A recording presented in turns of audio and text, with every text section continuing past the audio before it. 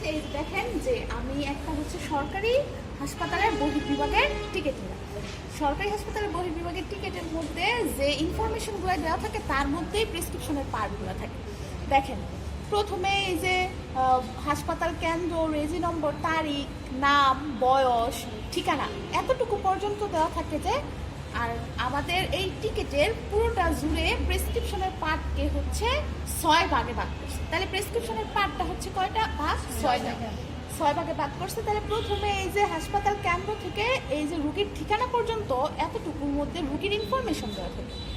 এইগুলো হচ্ছে যে পেশেন্ট ইনফরমেশন প্রেসক্রিপশনের প্রথম পার্ট। তাহলে আমরা জানছি যে প্রেসক্রিপশনের প্রথম পার্টটা হচ্ছে কি পেশেন্ট ইনফরমেশন। তারপরে দেখেন আছে হচ্ছে রোগ, পেশেন্টের সাইন সিমটমস, কমপ্লেন শুনে ডাক্তার রোগ নির্ণয় করে। এখানে প্রেসক্রিপশনের রোগ নির্ণয় করা হচ্ছে দ্বিতীয় পার্ট। তাই প্রেসক্রিপশনের দ্বিতীয় পার্টটা হচ্ছে রোগ নির্ণয় করা। এতটুকু হচ্ছে আমাদের প্রথম পার্ট। তারপরে এটা হচ্ছে দ্বিতীয় পার্ট। তাহলে আমরা কয়টা পার্ট পেলাম প্রেসক্রিপশনে? 2টা।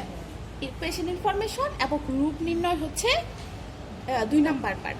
তারপরে দেখেন এই পাশে চিফ কমপ্লেন, অর্থাৎ রুগী যে কমপ্লেনগুলাই করে যে তার কেমন লাগছে আমরা জিজ্ঞেস করলে যে মাথা ঘোরায়, বমি বমি ভাব হয়, এরকম যে কমপ্লেনগুলো তাদের থাকে সেগুলো হচ্ছে চিফ কমপ্লেন, যেটাকে আমরা সাবজেক্টিভ ডাটা অথবা পেশেন্ট এই যে প্রেসক্রিপশনের 3য় নাম্বার পার্ট হিসাবে করতে পারি।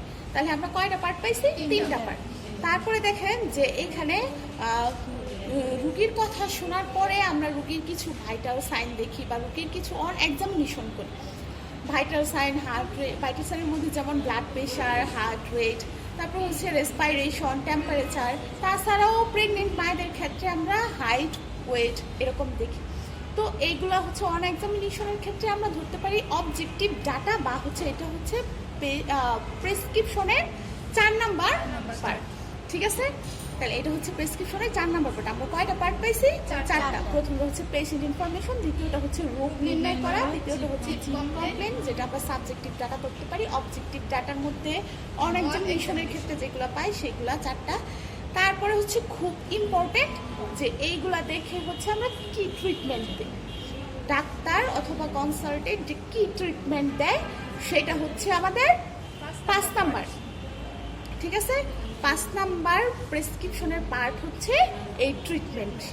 তারপরে খুবই ইম্পর্টেন্ট, প্রেসক্রিপশনটা ভ্যালিড করার জন্য খুবই গুরুত্বপূর্ণ যে পার্ট সেটা হচ্ছে যে ডাক্তার বা যে কনসালটেন্ট আপনাকে এখানে ট্রিটমেন্ট লিখছে তার সাইন সিল।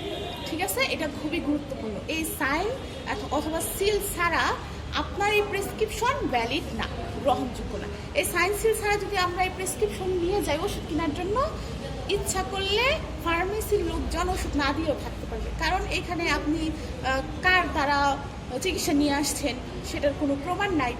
এই হচ্ছে আমাদের প্রেসক্রিপশনের পার্টটা গেল। এই হলো প্রেসক্রিপশনের 6টা পার্ট। আমরা শিখতে পারছি সবাই?